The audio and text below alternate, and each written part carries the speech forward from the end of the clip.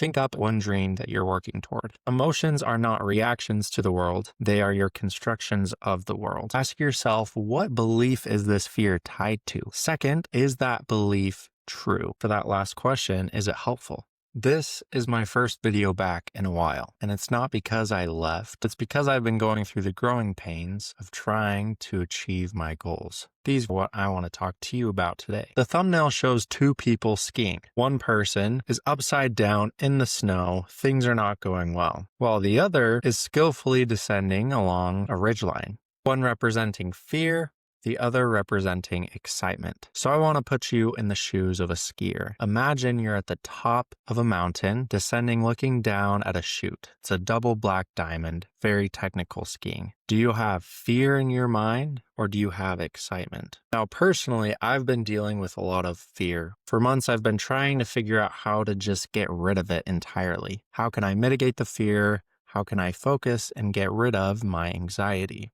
But last night, it clicked. My realization is that these feelings aren't to be done away with. They aren't supposed to be expelled. Rather, they have to be replaced. It turns out, physiologically, in neuroscience and psychology, the two emotions, fear or excitement, anxiety or focus, they come from the same place. Think up in your mind one dream that you're working toward. Are there times when you feel anxious about it? And are there times when you feel excited about that? What's happening in your brain and your physiological response of increased cortisol, dopamine, or adrenaline, it's all the same, but we feel it very differently. So today, our goal is to learn how to train our mind to turn the energy of fear into excitement, faith, and hope, to get more of the courage and less of the paralyzing anxiety. The big researcher that dives into this and that I've been learning from is psychologist Lisa Feldman Barrett. She explains that fear and excitement both originate in the sympathetic nervous system,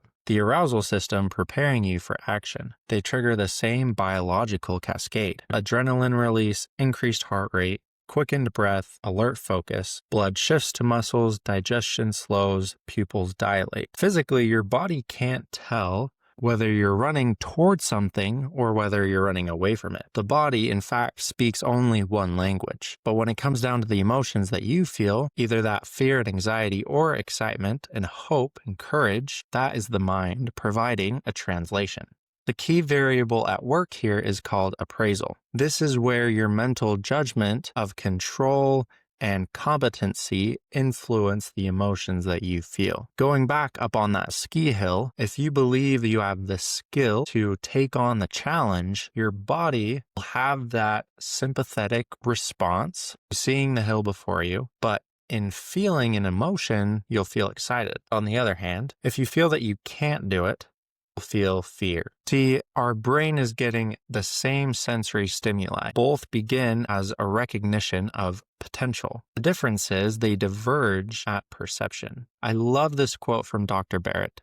She says, emotions are not reactions to the world. They are your constructions of the world. The theory is that we don't live in reality as it is. We live in reality as we are. So our constructions of how we see the world, of how we see ourselves and our abilities, they get manifested onto the reality that we live in. That is why two people can look at the same mountain, the same ski hill, and have different responses. One, if they have gained the skills and they believe in themselves, they'll feel excitement, while the other feels fear. And so we can practice this looking back in our life at two experiences. When was the last time you felt anxiety? And when was the last time you felt fear? For me, it was just before I turned on this video, because my belief hasn't set in that I one, know how to be successful in this game, and two, that I can be. Secondly, let's think of a time when we felt excited. The last time for me was going to the gym, because at the gym, I'm more confident. I know what I'm doing. I have more knowledge and skills. The appraisal process is done unconsciously, based on the set of beliefs we have agreed to. This can get complicated because it's socialization, it's past experiences, it's our whole life coming together in our mind. that we can't even see. But the cool thing about emotion is that it's a reflection of our unconscious. Our emotion, it's triggered by our unconscious mind, but we see it, we feel it consciously. And so whatever emotion we feel, that can tell us what is happening behind the scenes. If I approach something and feel fear, that tells me a little bit about my beliefs. But this realization is so exciting because it gives us a different approach to handle the anxiety and fear that we feel in our life. We can see it now not as something we need to get rid of, but something that we can change, we have power over to replace. And this is about changing our belief in real time, otherwise known as conscious intervention. The famous and simple quote, Viktor Frankl said it best, "Between stimulus and response, there is a space. In that space is our power to choose." The stimulus can be a thought, it can be what we see outside. Going back to the skier, the stimulus would be that view of the downhill, rugged, technical terrain. In between that stimulus and response, we have that unconscious processing of appraisal going on, and we feel the emotion. Our body is giving us a pre-programmed response of what to do. This is for our safety. It's in fact both efficient and protecting. But for all intensive purposes of trying to change, it's not very helpful. It's natural that when we feel fear, our first step is to suppress it. But I'm telling you right now that that is not the answer. I invite you to get curious. Ask yourself, what belief is this fear tied to?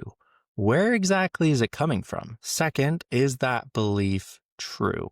It could be true. For me and my content, I don't have the skills. I don't have the results that would validate my behavior of trying to do this. So in theory, that fear is very valid. It's coming from a place that is pretty true. And this is why I have this last question. If I can find the fear, and if that fear is pretty valid, think of this. What would be a more helpful truth to believe right now? So I'm in content. I've got 137 subscribers. I've got a busy college schedule. So fear is a natural response to what I'm going through right now. But for that last question, is it helpful? No, it's not, because I'm trying to change. I'm trying to live a different life than I have been previously, than I am currently right now. That's the future self. And that's something that the mind has a lot of difficulty to comprehend. So consciously, we have to intervene and say, is it helpful? No. So what is a helpful truth? For me in content, the helpful truth is that this is how I'm going to build my future self. This can work. It takes courage, it takes skill, but I'm working on it. And the belief that I can do it. The reframe changes the emotional label, and the label ultimately changes your experience. Now, this conscious intervention isn't going to be tied up with your emotion right at the start. Just because I tell myself that this is the more helpful truth doesn't mean I will automatically feel courage, but what ultimately changes the physiological response so that one day I can get excited and I can have glimpses of that excitement every day along the process is I need to act. When we feel the fear, that's not a time when we need to recede back, protecting ourselves. We need to move forward the best we can. We can take courage, slowly, carefully go down the mountain, because this is a process of proving ourselves that we can do it. So this is the framework. First, we notice. When the excitement comes, or more likely in regard to change and self-improvement, fear and anxiety comes, we can notice this is energy. It feels negative. The second step is awareness. Why is it negative? What belief or truth is this affecting in my mind that I believe that's making this feel negative? Once you have come to understand what's actually happening in your brain, you begin to reappraise. It gives you the opportunity to ask yourself, what is the helpful truth that you can believe in right now? And then once you find that, you tell yourself, that is the truth I'm believing in, and I'm going to act right now. That's where you get up and move. Go down the mountain, take the video, whatever it is you're working on in your life. Then after the action is complete, you can reflect back. Think about the anxiety you felt. Consider how you acted, how it felt, what value in your life the fear is protecting, and ultimately what you can do moving forward to help you solidify the change that you're trying to make. Ultimately, guys, this is for us to really understand and comprehend how we can act in our lives. The last few months, I've been dealing with a lot of fear, and that stuff everyone deals with every day. But rather than we try to get rid of it, try to suppress it, we can see it in reality as an invitation. It is in fact the same biology that creates panic can also create power. It's the language of energy in our body. All we have to do is reinterpret what it's for. This doesn't excuse the hard work that anyone has to go through to change, but it gives us the power to understand the mechanisms behind it. Ultimately, what this has taught me is that it's bigger than the behavior itself. It's coming down to our core beliefs of what we think about ourselves. Are we the people who are capable? Are we the people who can become skillful and competent? Are we the people that can fulfill and achieve their dreams? Everyone is. There's no doubt about it. I'm here sharing tools for anyone who believes that they are that person. So, which one will it be? Fear or excitement? We get to choose which one rules our life.